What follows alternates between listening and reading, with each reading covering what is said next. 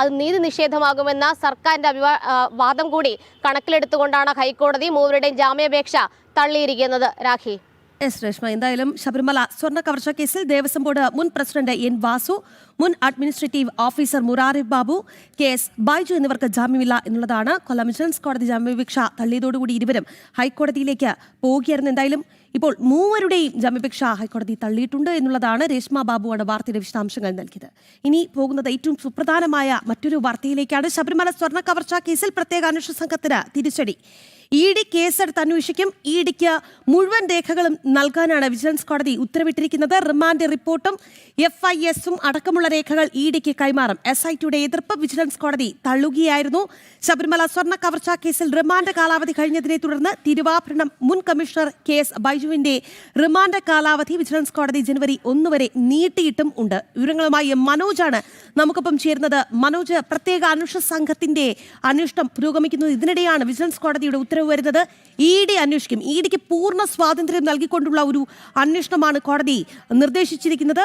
എന്തൊക്കെ കാര്യങ്ങൾ വിലയിരുത്തിയാണ് വിജിലൻസ് കോടതി ഇത്തരം ഒരു തീരുമാനത്തിലേക്ക് പോയത് മനോജ്?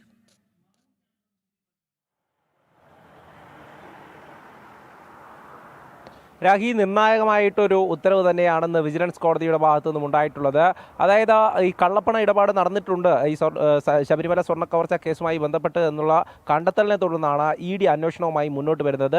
ഹൈക്കോടതിയുടെ അനുമതിയോടുകൂടി തന്നെ കൊല്ലം വിജിലൻസ് കോടതിയെ സമീപിച്ച് ഈ കേസിൻ്റെ മുഴുവൻ രേഖകളും ആവശ്യപ്പെട്ടിരുന്നു.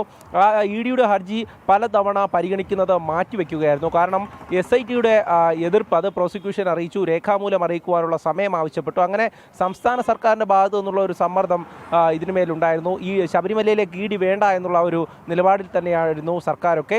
എന്തായാലും അതിനൊക്കെ ശേഷം അവസാന ഘട്ടത്തിൽ കഴിഞ്ഞ 17-ാം തീയതിയാണ് ഈ ഹർജി പരിഗണിച്ചത്. അതിൽ എതിർവാദം ഉയർന്നത് ED അന്വേഷണം നടത്തിയാൽ, അതായത് സമാന്തര അന്വേഷണം വന്നാൽ അത് SIT അന്വേഷണത്തെ ബാധിക്കുമെന്നും അതോടൊപ്പം തന്നെ യഥാർത്ഥ പ്രതികളിലേക്ക് എത്താൻ സാധിക്കില്ല എന്നുമൊക്കെ ആയിരുന്നു ഈ വാദമുണ്ടായിരുന്നത്. എന്നാൽ EDക്ക് അന്വേഷിക്കുന്നതിൽ കൃത്യമായിട്ടുള്ള സ്വാതന്ത്ര്യമുണ്ടെന്നും അതൊക്കെ തന്നെ എങ്ങനെയാണ് SIT അന്വേഷണത്തെ ബാധിക്കുക എന്നുമുള്ള ചോദ്യം ED അഭിഭാഷകൻ ഉയർത്തിയിരുന്നു. ഇരുവാദങ്ങളും പരിഗണിച്ചുകൊണ്ട് വിജിലൻസ് കോടതി കൃത്യമായൊരു തീരുമാനമെടുത്തു എന്നുള്ളത് തന്നെയാണ് ഈ വിധിയിലൂടെ പറയുന്നത്. EDക്ക് അന്വേഷണത്തിന് പൂർണ്ണമായിട്ടുള്ള സ്വാതന്ത്ര്യമുണ്ട്. അതായത് ഒരു തരത്തിലും അത് തടസ്സപ്പെടുത്താൻ സാധിക്കില്ല എന്നുള്ളതും മുഴുവൻ രേഖകളും, അതായത് ഈ FIS അടക്കം റിമാൻഡ് റിപ്പോർട്ടുകൾ അടക്കമുള്ള മുഴുവൻ രേഖകളും കൈമാറിക്കൊണ്ട് ആണ് ഇപ്പോൾ തീരുമാനമായിട്ടുള്ളത്.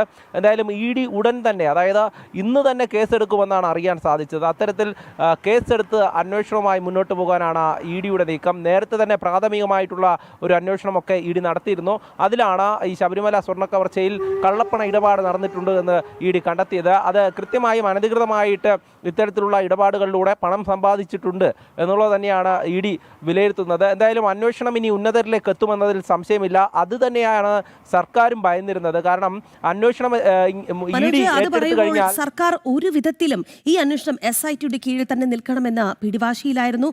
ഒരു കാരണവശാലും കേന്ദ്രത്തിന്റെ ഒരു നോട്ടം ഈ വിഷയത്തിലേക്ക് വരരുത് എന്ന ഒരു ചിന്ത അല്ലെങ്കിൽ ആ ഒരു ലക്ഷ്യമൊക്കെ ഉണ്ടായിരുന്നു. പക്ഷേ അതൊക്കെ തന്നെ കൈവിട്ടു പോകുന്നു എന്നുള്ളതാണ്. നമുക്കറിയാം ഈ SITയുടെ ഒരു അന്വേഷണം ഏതാണ്ട് ഈ തെരഞ്ഞെടുപ്പിനോടനുബന്ധിച്ച് ഒരു ഫുൾ സ്റ്റോപ്പ് ഇടുന്ന ഒരു അവസ്ഥയിലൊക്കെ എത്തിയിരുന്നു. അറസ്റ്റൊക്കെ നിൽക്കുന്ന ഒരു സാഹചര്യം. പക്ഷേ പിന്നീട് വീണ്ടും ഒരു അറസ്റ്റ് ഉണ്ടാകുന്നതേ ഇപ്പോൾ വിജിലൻസ് കോടതിയുടെ ഒരു ഉത്തരവ്, സുപ്രധാനമായ ഒരു ഉത്തരവ് കൂടി വരുമ്പോൾ അത് സർക്കാരിനെ സംബന്ധിച്ചിടത്തോളം വല്ലാതെ പ്രതിരോധത്തിലാക്കുന്ന ഒരു കാര്യം കൂടിയാണ്. കാരണം നമുക്കറിയാം ഇതിനോടകം അറസ്റ്റിലായവരെല്ലാം തന്നെ CPM-ന്റെ സമുന്നതരായ നേതാക്കളാണ്. അവർക്ക് ഏറ്റവും വേണ്ടപ്പെട്ടവരാണ്, നമ്മുടെ സർക്കാരിന്റെ വിശ്വസ്തരാണ്.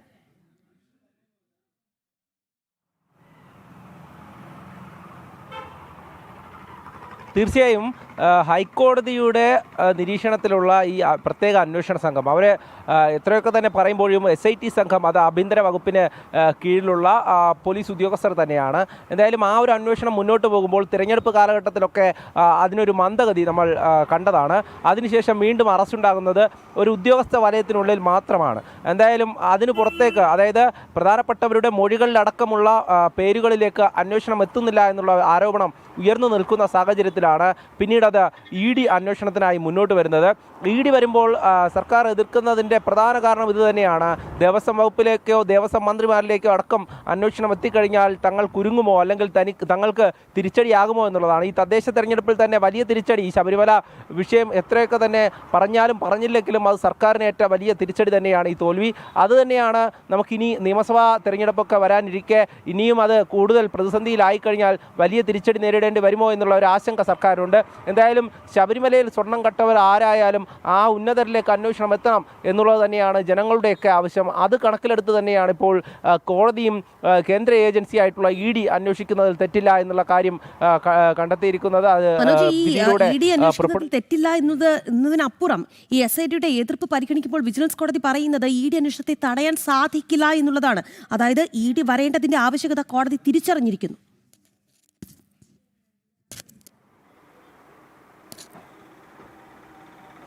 തീർച്ചയായും എന്തായാലും ഈയൊരു അന്വേഷണവുമായി ബന്ധപ്പെട്ട് കള്ളപ്പണ ഇടപാട് നടക്കുന്ന അതുമായി ബന്ധപ്പെട്ടുള്ള കേസെടുത്ത് അന്വേഷണം ആരംഭിക്കുമ്പോൾ അത് ഏത് തരത്തിൽ വേണമെങ്കിലും EDക്ക് അന്വേഷിക്കാമെന്നുള്ളതാണ്. അതായത് ഈ ഉന്നത തലങ്ങളിലിരിക്കുന്ന ആളുകളുണ്ട്, അതോടൊപ്പം തന്നെ മന്ത്രിമാരുണ്ട്, ഇവരെയൊക്കെ തന്നെ EDക്ക് ചോദ്യം ചെയ്യാം എന്നുള്ളത് തന്നെയാണ്.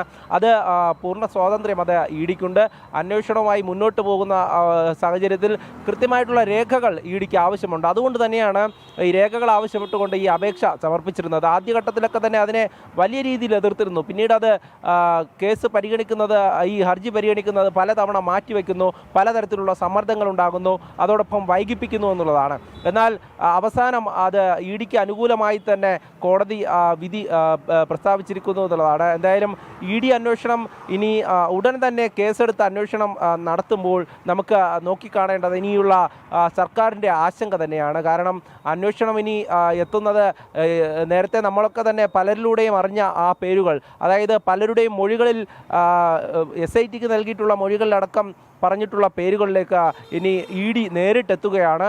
എന്തായാലും SITക്ക് അവിടേക്ക് എത്തുവാൻ സമയമെടുക്കുമെന്നുള്ളതിൽ സംശയമില്ല. കാരണം തെരഞ്ഞെടുപ്പൊക്കെ വരുന്ന കാലഘട്ടമായതുകൊണ്ട് തന്നെ SITക്ക് ഉന്നതരിലേക്ക് എത്തുവാനുള്ള ഒരു സമയം അത് നമ്മൾ കണ്ടതാണ്. ഉദ്യോഗസ്ഥരിൽ നിന്നും ഇനി ഉന്നതരിലേക്ക് എത്തുവാനുള്ള ഒരു സമയം അത് SITക്ക് ആവശ്യമായി വരും. എന്തായാലും EDക്ക് അത് സംബന്ധിച്ച് മറ്റ് കാര്യങ്ങളൊന്നും ഇല്ലാത്തത് കൊണ്ട് തന്നെ സ്വാഭാവികമായും അന്വേഷണവുമായി നേരിട്ട് തന്നെ അവർ ശബരിമല സ്വർണ്ണ കവർച്ച കേസിൽ ED കേസെടുത്ത് അന്വേഷിക്കുമെന്നുള്ളതാണ്. മുഴുവൻ രേഖകളും EDക്ക് കൈമാറണമെന്നാണ് കൊല്ലം വിജിലൻസ് കോടതിയുടെ ഉത്തരവ് വന്നിരിക്കുന്നത്. നമുക്കിനി പോകേണ്ടത് കൊച്ചിയിലേക്കാണ്. പാലക്കാട് യലപ്പുള്ളി ബ്രൂവറിയിൽ സർക്കാരിന് കനത്ത തിരിച്ചടി. ഒയാസിസ് കമ്പനിക്ക് നൽകിയ പ്രാഥമിക അനുമതി ഹൈക്കോടതി റദ്ദാക്കി. സർക്കാർ അനുമതി നടപടിക്രമങ്ങൾക്ക് വിരുദ്ധമെന്ന് ഹൈക്കോടതി നിരീക്ഷിച്ചിരിക്കുകയാണ്. നടപടിക്രമങ്ങൾ പാലിച്ച് പുതിയ തീരുമാനം എടുക്കാമെന്നും ഹൈക്കോടതി ചൂണ്ടിക്കാട്ടിയിട്ടുണ്ട്. വിവരങ്ങളുമായി രേഷ്മ ബാബുവാണ് നമുക്കൊപ്പം ചേരുന്നത്. രേഷ്മ, സർക്കാരിനെ സംബന്ധിച്ചിടത്തോളം വല്ലാത്തൊരു തിരിച്ചടിയാണ്. ബ്രൂവറിയുമായി മുന്നോട്ട് പോകുന്നു, അവിടെ വലിയ രീതിയിലുള്ള പ്രതിഷേധങ്ങൾ ഉണ്ടാകുന്നു, എന്നിട്ടും ഒരു കാരണവശാലും പിന്നോട്ടില്ല